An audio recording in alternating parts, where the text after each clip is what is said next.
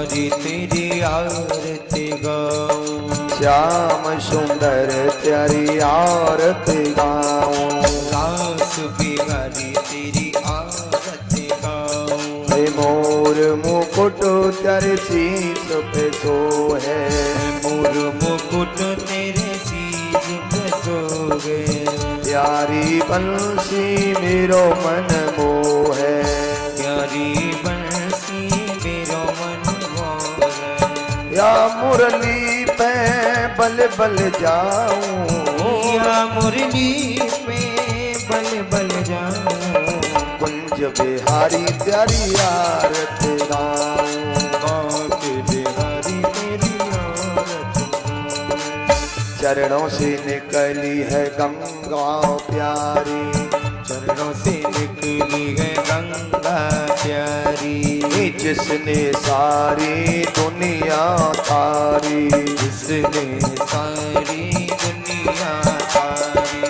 श्री चरणों के मैं दर्शन पाऊं, श्री चरणों के मैं दर्शन पाऊं।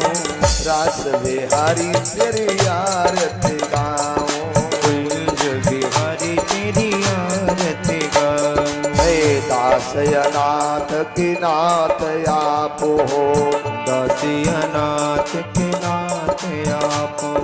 सुख दुख जीवन प्यारे साथ आप हो, सुख दुख जीवन प्यारे साथ आप हो।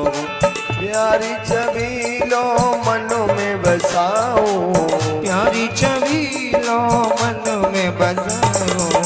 कुंज बिहारी तेरी आरती गाऊं, राज बिहारी तेरी आरती गाऊं। कर्पूर गौरम करुणावतारम, संसार गारम भुजगेन्द्रगारम। सदा वसंतम हृदयारविंदे, भवं भवानी जयं नमामि। त्वमेव माता च पिता त्वमेव, त्वमेव बन्धु च सखा त्वमेव। त्वमेव वेद्या सर्वं त्वमेव, त्वमेव सर्वं मम देव देव। आप बिहारी तेरी आरती गाऊं, कुंज बिहारी तेरी आरती गाऊं, तेरी आरती गाऊं, तेरी आरती। बोलिए सदगुरुदेव भगवान की जय हो। सभी मेरे भाई बहन अपने शुभ स्थान को सुशोभित करें, अपनी जगह पर बैठ जाएं। आज कथा कुछ ही समय में पूर्ण विश्राम की तरफ चल रही है। कुछ ही समय बाद कथा को पूर्ण विश्राम दिया जाएगा। चलें गोविंद के चरणों में। श्री गणेशाय नमः। ओम नमो भगवते वासुदेवाय। श्री गुरु चरण कमलभ्यो नमः। सरस्वतीभ्यो नमः। ठाकुर जी थे।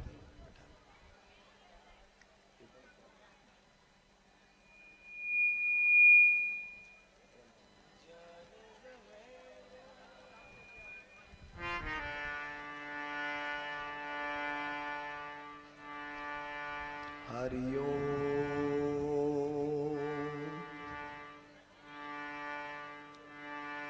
गजाननं भूतगणादिसेवितं कपित्थजम्बूफलचारुभक्षणम्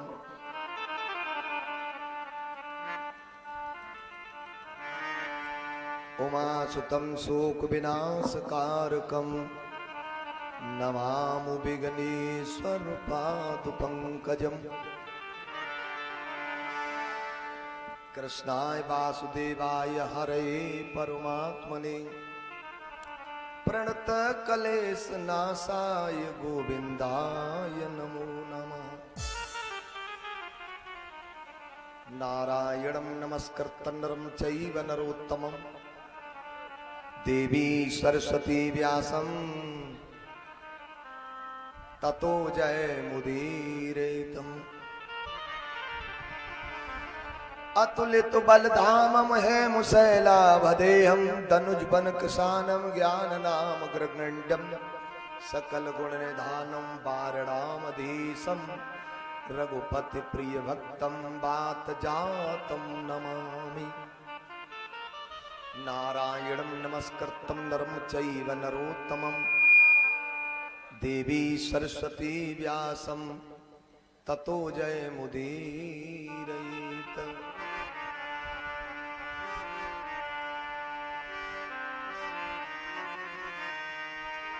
बोली सदगुरुदेव भगवान की जय हो। सभी मेरे भाई बहन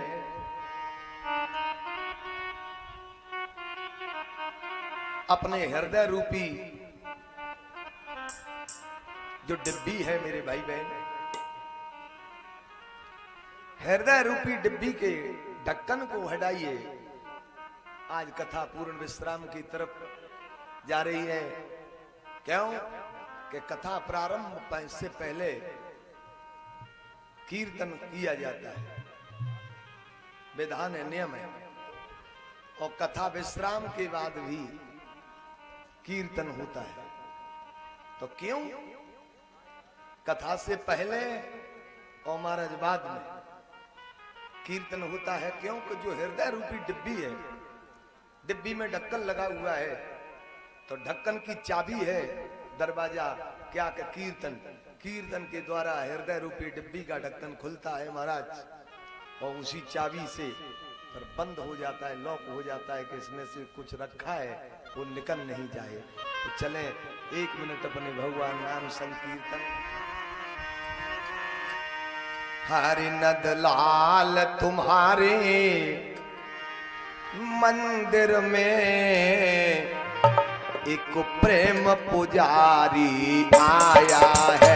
नद लाल तुम्हारे मंदिर में प्रेम पुजारी आया है। एक प्रेम पुजारी आया है, एक नया पुजारी आया है। को प्रेम पुजारी आया है, नया पुजारी आया है।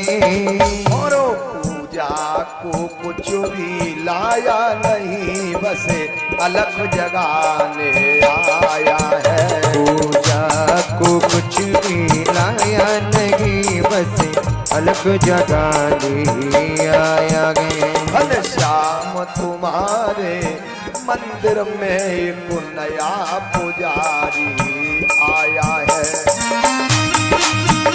हरि बोल।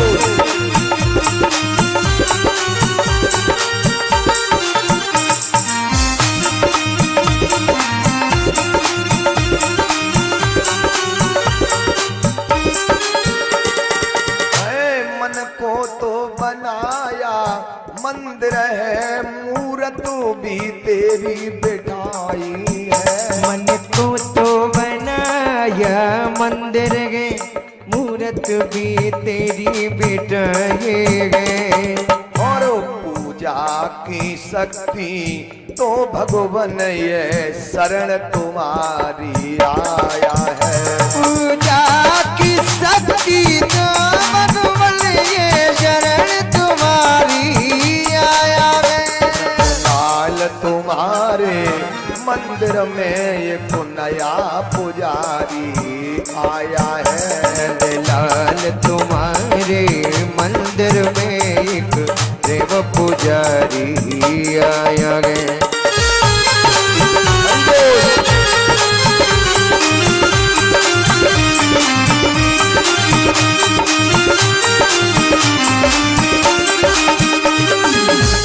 इस बैरुभाव की दुनिया में कोई भी मित्र नहीं मिलता। इस बैरुभाव की दुनिया में कोई भी मित्र नहीं मिलता। जो बैरुभाव की दुनिया में कोई भी मित्र नहीं मिलता। इस बैरुभाव की दुनिया में कोई भी मित्र नहीं मिलता। और जब नाम सुनाते रहा भगवान तुझे मित्र बनाने आया है। जब नाम सुना तेरा भगवान तुम्हें मित्र बनाने आया है।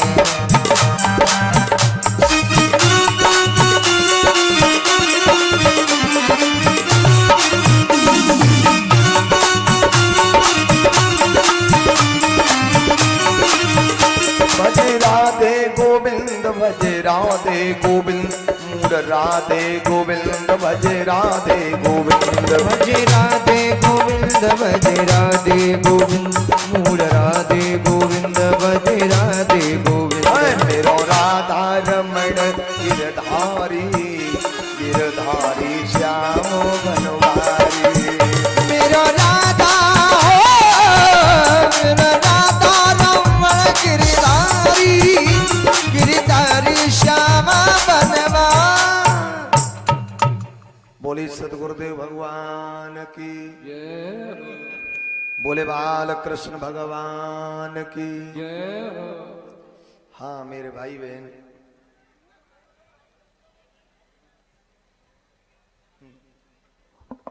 चले अपने मन की डोर गोविंद के चरणों में ले चलें।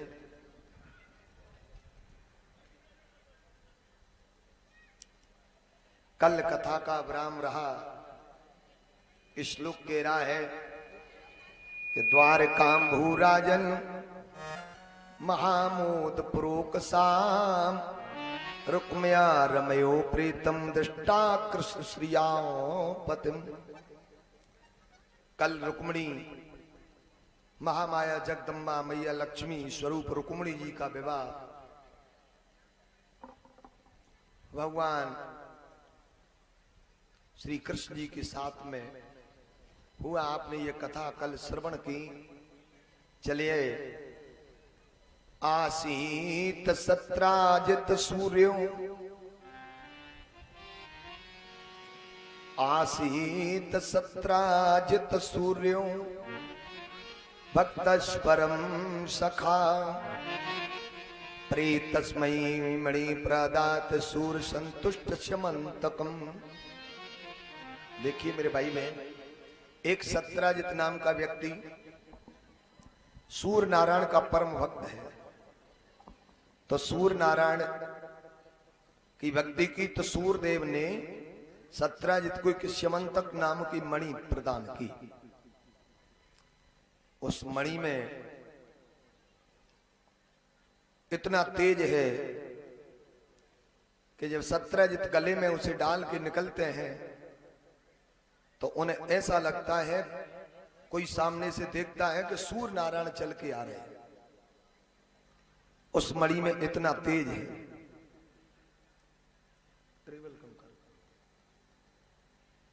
एक दिन भगवान कृष्ण मिल गए, सत्राजित से कहा आप घर में कै प्राणी हो? सत्राजित ने कहा मैं, मेरी पत्नी, मेरा भाई प्रसेन, मेरे एक बिटिया है छोटी सतभामा। तो भगवान ने कहा आप घर में 3.5 प्राणी हो? बोले हाँ। तो फिर आप इस मणि का क्या करोगे? बोले क्या करें कि इस मणि को हमारे राजा श्री उग्रसेन जी को दे दो। कि वो क्या करोगे? बोले वो तो राजा हैं और उनकी तो ये सारी प्रजा संताएं नहीं है। तो ये मणि प्रतिदिन कई बार सुवर्ण पैदा करती है। 20 किलो से ऊपर 24 किलो के बीच में मेरे भाई बहन एक भार होता है। 20 किलो से ऊपर ये मणि कई बार, इसीलिए तो भारत कहते नहीं कि सोने की चिड़िया। हाँ, ये इसीलिए तो सोने की चिड़िया कहा जाता। एक मणि समंतक नाम की मणि कई बार सुवर्ण प्रतिदिन पैदा करती है। तो सत्राजित ने मना कर दिया, मैं क्यों दे दूं, मैंने भक्ति की है तब मिली है और तुम्हें वैसे ही दे दूं नियत करावे। कन्हैया ने कहा कोई जबरदस्ती से नहीं ले रहे, मत ही दो। और मना कर दिया मेरे भाई बहन, राधे मना कर दिया। लेकिन उसी मणि को एक दिन सत्यजित का भाई प्रसेन गले में डाल के बाहर निकल गया वन में भ्रमण के लिए। तो एक सामने से बब्बर शेर आ रहा था, तो शेर ने आक्रमण कर दिया, प्रहार किया, तो घोड़ा सहित प्रसेन का वध कर दिया। लेकिन पंजों का प्रहार किया शेर ने, तो वो मणि अचानक शेर के पंजे में फंसी रह गई। शेर जा रहा है, तो उसके पंजे में जब वो तेज देखा, किसने? जावंत जी आगे से आ रहे उन्होंने, तो उस मणि को जावंत जी ने लेना चाहा, लेकिन शेर ने जाना कि ये मेरे पे आक्रमण कर रहा है, वृक्षराज। तो महाराज दोनों में युद्ध हुआ। तो भगवान वृक्षराज ने शेर का वध कर दिया, मणि को ले गए। उनकी एक बेटी थी जावती, खिलौना के रूप में दे दिया। प्रसेन लौट के न आया, तो चर्चा हुई कि आकर प्रसेन गए कहां। तो एक दिन सत्यजित बोला पत्नी से, देवी यहां कि एक दिन मणि को कृष्ण मांग रहे थे, तो मैंने तो मना कर दिया, पर मुझे ये लग रहा है कि कृष्ण की नीयत खराब हुई, तो मणि के लिए मेरे भाई का मर्डर करवा दिया। अब विचार कर लें, तुम्हारे खिलाफ एक कोई शमशाबाद थाने में मुकदमा लिखा दे, झूठा, क्यों रो रही हो? एक तुम्हारे ऊपर कोई झूठा मुकदमा लिखा दे कि कोई निंदा आदमी कर दे, बुराई कर दे, क्यों चिंता में पड़े हो? ये संसार बड़ा विचित्र है। समुद्र मंथन हुआ, तो समुद्र मंथन हुआ तो महाराज उसमें से अमृत निकला। समुद्र मंथन अमृत निकला, लेकिन अमृत बाद में निकला, लेकिन पहले जहर निकला। जहर अमृत दोनों थे ना समुद्र में, विष भी था और अमृत भी था। तो ऐसे ये संसार, ये समुद्र है, सागर है गहरा, जिसका हम मंथन कर रहे हैं। तो महाराज या अच्छे लोगों की तो इसमें जहर भी है और विष भी है, कहने यानी विष भी है और अमृत भी है। कहने का मतलब ये संसार सागर में अच्छे लोगों की भी कमी नहीं है, और अच्छे लोगों की कमी नहीं है तो एक से एक बढ़िया दुष्ट नालायकों की भी कमी नहीं रही।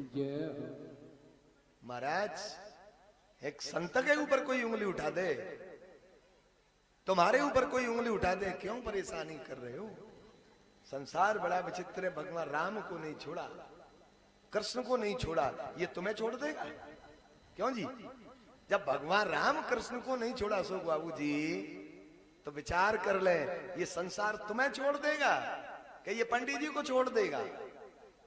ये छोड़ने वाला नहीं है। अब या विष दुष्टों की निंदा पर आप रोए तो क्यों आंसू बहारे? इसीलिए तो कथा सुनी जाती है, इससे कि ये कोई दुष्टता कर रहा है मेरे साथ, तो भगवान कथा याद कर ले तो आपको तसल्ली मिल जाएगी कि हम तो कुछ नहीं है, कलयुग के कीड़ा है। पूर्ण ब्रह्म को यह आदमी ने नहीं छोड़ा, तो हम कौन से खेत की मूली है? महाराज 3 से 2 का मुंजम भगवान को बना दिया, लेकिन जब वो लौट के ना आया तो एक दिन भगवान ने सोचा कि मुझे दोष लग रहा है, तो अपने सहयोगियों को साथ में लिया और वन में गए तो घोड़ा सहित प्रसेन मृतक पड़े हैं। पैरों के निशान देख के शेर के पंजों के निशान मिले। महाराज वहां देखा, आगे गए तो शेर के भी मृतक मिला, वहां रिच्छ के चिन्ह पाए, तो रिच्छ चिन्ह एक गुफा में चले गए। तो भगवान बता रहे हैं कि मणि और मणि को लेने वाला गुफा में है, चलो। द्वारकावासी बोले कन्हैया एक बात बताओ, जिस व्यक्ति ने शेर का वध किया है तो वो कितना बलवान होगा? वो हम चले मरने के लिए अंदर उसके पास? कन्हैया बोले तो मुझे दोष लग रहा है। बोले तुम चले जा। कन्हैया गुफा में वो चले गए और द्वारकावासी भाग गए पीछे। कथा क्या कह रही है? बनी बनी के चेहरे पर लाखों निसार होते हैं, और जब बनी बिगड़ती है तो प्यारे दुश्मन भी 1000 होते हैं। जब आपत्ति संकट विडंबना का कोई समय आ जाए तो रिश्तेदारों को तो भूल जाओ, ये तो बनाई भाई है। भाई किसी ने बेटा का संबंध किया, किसी ने बेटी ही नहीं कहा, तो ये तो बनाए हुए रिश्ते हैं। लेकिन जो भगवान ने महाराज जिस परिवार में हमको जन्म दिया, माता पिता भाई साथ में है, मेरे भाई बहन, तो रिश्तेदार को भूल जाओ। आपत्ति संकट विडंबना का समय ये तो दूर के हैं। आपत्ति में तुम्हारे घर वाले भी तुम्हारा साथ छोड़ देंगे। कन्हैया को छोड़ के भाग गए। कन्हैया ने देखा कि मणि से जावती खेल रही है। कन्हैया ने छीनने की कोशिश की, कन्या रोने लगी। रोने की आवाज बाप ने सुनी, पिता के कानों में गई। जावंत जी जाग गए और देखा कि ये कोई पुरुष मेरी बेटी के हाथ से छीना झपटी कर रहा है। तो जावंत जी ने भगवान में प्रहार कर दिया, मुष्टका बांध के और भगवान के सीना पर, छाती पर, वक्ष स्थल पर मुष्टका का प्रहार किया। मुष्टका का प्रहार कर दिया। जैसे ही देखा, भगवान ने भी डबल ब्याज लगा के 2 जमा दिए। अब युद्ध चढ़ा तो ये युद्ध 27 दिन 27 रात्रि बिना किसी विश्राम के ये युद्ध चला। जावंत जी की हड्डियों का सुरमा बना दिया। 28वें दिन भगवान ने जमीन पर गिराया और अपना चरण जावंत जी के सीना पर रख लिया, हाथ ऊपर किया मारने के लिए। जावंत जी समझ गए कि सिवाय प्रभु के दूसरे में इतनी सामर्थ्य हो नहीं सकती कि मेरे से कोई युद्ध कर सके। जमीन पे पड़े, धरती पे पड़े जावंत जी प्रार्थना करते हैं। श्लोक कह रहा है, जाने त्वाम सर्वभूतान प्राण ओजमहो बलम विष्णु पुराण पुष्रम प्रविष्णु मधीश्वरम। हे प्रभु, सबके इंद्रिय बल आप हो, शरीर बल आप हो, मनोबल आप हो, शरीर बल आप हो। प्रभु, क्या यही दिन दिखाने के लिए मुझे जीवित रखा तुमने? भगवान कहते हैं कि कहो खुजली मिट गई। कब? जब राम रावण का युद्ध होता है। जावंत जी कहते हैं, महाराज हम तो भगवान से काऊ तो लड़ी नहीं पाए। क्यों? कि बराबरी का कोई पहलवान योद्धा ही नहीं मिलो। तो क्या करें कि हम तुम लड़ ले। तो भगवान ने कहा कि सेवक और स्वामी का युद्ध ये तो ठीक नहीं है। चलो, पर मैं तुम्हारी ये कामना पूर्ण करूंगा। द्वापर में कृष्ण बन के आऊंगा तब। अब भगवान कह रहे हैं, कहो खुजली मिट गई। जागवंत जी बोले, प्रभु मैंने पहचान तो लिए आप, लेकिन मुझे उसी स्वरूप के दर्शन करा दो। कौन सा? जो मैंने देखा था। कहां देखा? कि जटाजूट वनवास बसन, जटाजूट वनवास बसन लीलाधारी श्याम कर में धन सलिए कमल नयन दीख पड़े श्री राम। भगवान राम रूप में बदल गए। जावंत जी ने देखा चरण कमल श्याम वर्ण देख मन अकुलाई, झर झर बिंदु झरे तब चरणन में हाथ धरे धाई। जावंत जी पर भगवान ने कृपा की और कहा कि इस मणि को मुझे दे दो, मुझे कलंक लग रहा है। तब जावंत जी ने कहा है कि एक काम कर ले भगवान, युक्त स्वम दुहे तरम कन्या जावंती मुदा अमराल समणिना कृष्णोपजहार। यदि मणि को लेना चाहते हो तो मेरे बेटी है जावती, विवाह कर लो तो दहेज में मणि दे दे।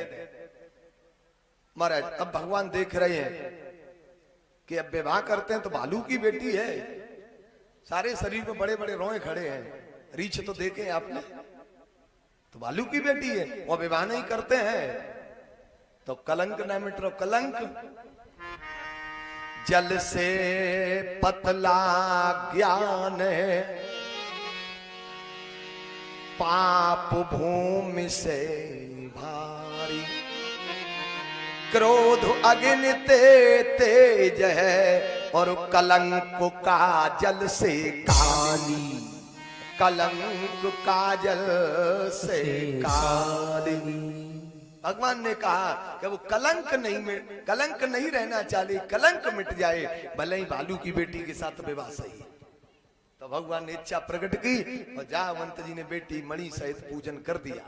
कन्हैया जावती को लेकर के आए, रुक्मणी देख रही है, हाय राम मैंने पत्र तो भेजो पंडित जी के द्वारा और यहाँ से तो चिट्ठी नहीं, लेबुआ नहीं, बुलौआ नहीं, कैसे विवाह के आयो। रुक्मणी कह रही है बहन अपना मुंह दिखा दो।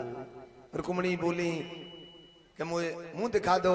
जावती कहती है मुंह दिखाई क्या मिलेगा हमें। बोले जो तुम चाहोगी वही देंगे। मांगे बोले अपना जैसा स्वरूप हमें दे दो तो मुंह दिखा दे कि हम कैसे। बोले ठीक है तथास्तु कह दिया महाराज। जैसे ही अपना घूंघट हटाया, आशीर्वाद माँ लक्ष्मी का कि काया पलट गई। बोले बांके बिहारी लाल की विवाह दो हो गए। मणि उग्रसेन को दी। उग्रसेन जी ने सत्राजित को बुलाया और कहा कि तुमने हमारे कृष्ण को दोष दिया है, यह है तुम्हारी मणि। थोड़ा ही कम करके थोड़ी बॉक्स बढ़ा। राधे यह है तुम्हारी मणि, तुम्हारे भाई का वध तो शेर ने किया। शेर का वध यानी जावंत जी ने किया, मणि आई है। अब सत्राजित को दुख हुआ। किंग कृत्वा साध श्यान सैदबा जनो यथा अतीर दर्शनम क्षुद्रम मूढ़म द्रविड़ लोलुपम। मेरे जैसा पापी निकृष्ट कौन होगा कि मैंने मणि के लालच में भगवान को दोष लगा दिया। क्या करूं? मिलने वाले बोले ऐसा करो पाप कट जाएगा। कैसे? कि या मणि को कन्हैया को ही दे दो। कि वो नहीं लेंगे। बोले ऐसे थोड़े ही लेंगे। बोले तो हम बताएंगे। बोले बताओ कि इस मणि को कृष्ण को दो, तुम्हारे बेटी है सत्यभामा, सत्यभामा का विवाह कन्हैया के लिए करो और दहेज में मणि को दो, तब तो लेंगे। हाँ ये तो ठीक है। तो 17 जितने प्रायचित रूप से अपनी बेटी सत्यभामा का विवाह और गोविंद के लिए किया, मणि को दिया। तो ठाकुर जी ने हाथ जोड़ लिए, भैया माफ करो पिताजी, ये मणि 17 जितनी चाहिए। क्यों? कि यह मणि के कारण मेरी पहले बहुत बदनामी भई है और आज मणि को हम लेते हैं तो ये संसार बड़ा विचित्र है, फिर कब उठेगा। अरे महाराज ले चक्कर तो सब मणि को ही है, तो वैसे नहीं ली तो विवाह करके ले ली, इसलिए भैया माफ करो। बोले महाराज हाँ कि मैं बेटी को दी हुई वस्तु घर में नहीं रख सकता। क्यों?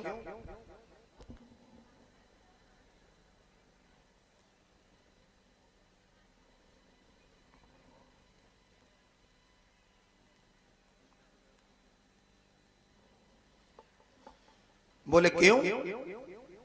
बोले ये कई बार सुवर्ण पैदा करने वाली है। देखिए मुकुट,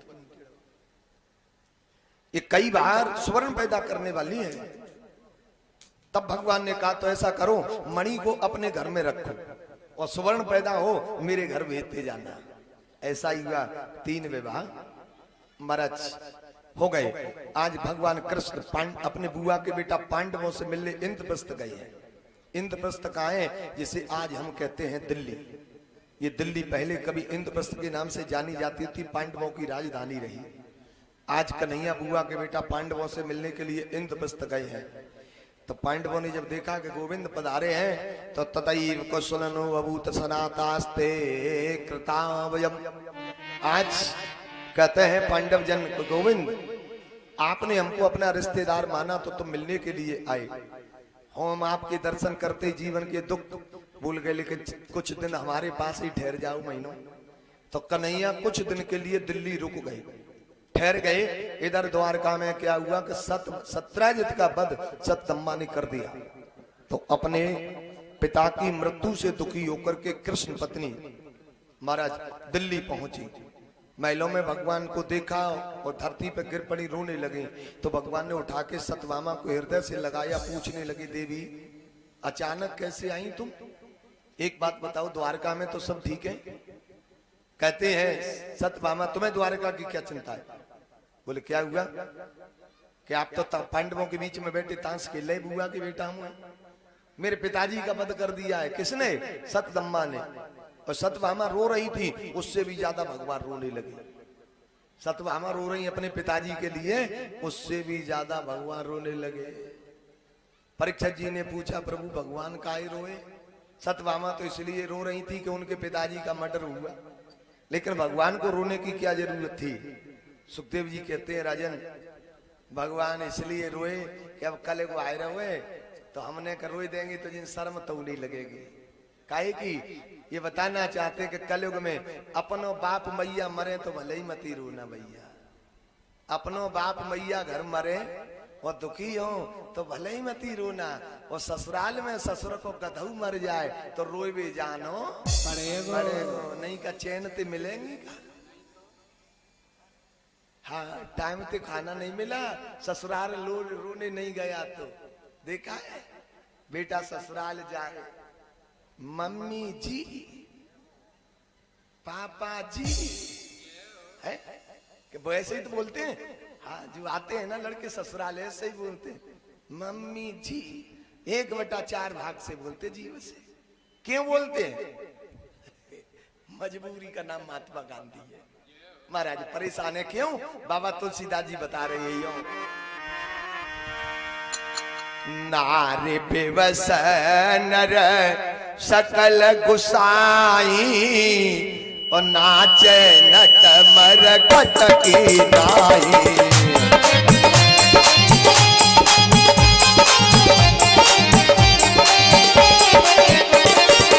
नारी बेवस नर सकल गुसाई नाचे नट मर कटकी नाई। नारी बेबस नर सकल गुसाई नाचे नट मर कटकी नाई। माई जैसे ही भगवान कहते हैं दुखी मती हो मैं तुम्हारे पिताजी का बदला अवश्य निकाल। कन्हैया अर्जुन से कहते हैं चलो भ्रमण के लिए।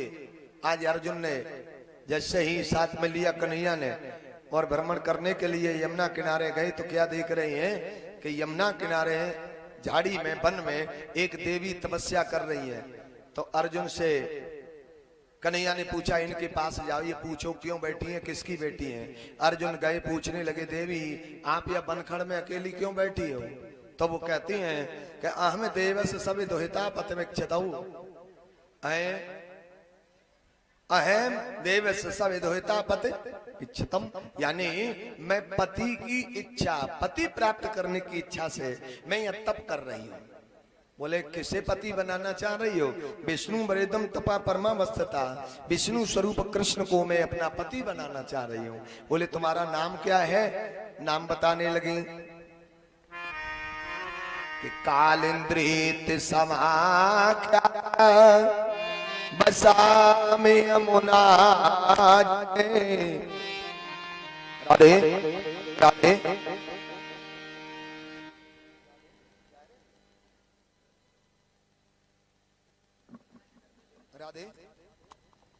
राधे राधे राधे